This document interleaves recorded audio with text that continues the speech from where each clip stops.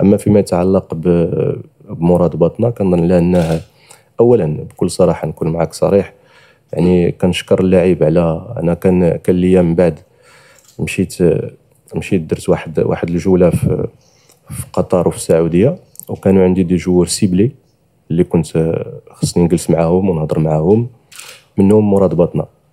واولا علنا كنشكرو على الكلام الجميل اللي قال في الحق ديالي والحديث الجميل اللي دار بيناتنا، وعلنا كذلك كنوجه له التحيات لانه لاعب ذو اخلاق عاليه وبان طالون كبير بزاف.